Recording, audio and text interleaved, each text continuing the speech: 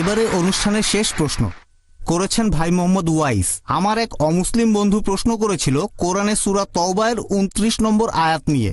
সেখানে আল্লাহ বলেছেন অমুসলিমদের সাথে যুদ্ধ করো যতক্ষণ না তারা বিশ্বাস করে।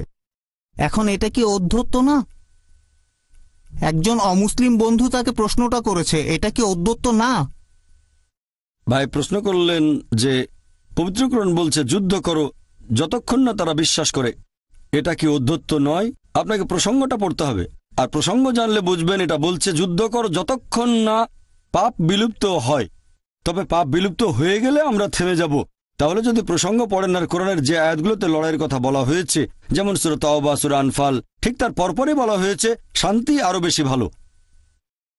যেমন সূরা তাওবা অধ্যায় ৯ আয়াত ৫ বলা হয়েছে যুদ্ধের ময়দানে কোনো কাফির দেখলে তাকে হত্যা করো, তবে সেই মুশরিক যদি শান্তি চায় তাকে শান্তি দাও এবং নিরাপদ কোনো জায়গায় তাকে পৌঁছে দাও। তাহলে যেসব জায়গায় লড়াইয়ের কথা বলা হয়েছে, জিহাদ ফিসাবিলিল্লাহ বা কিতাল ফিসাবিলিল্লাহ, যদি ভালো করে দেখেন সেখানে যুদ্ধের ময়দানে হয়তো লড়াই চলছে, অথবা হয়তো কিতাল কোনো অত্যাচারের বিরুদ্ধে, পাপ কাজের বিরুদ্ধে, তারপর বলা হয়েছে যদি তারা শান্তি চায় তাহলে শান্তি সবচেয়ে ভালো।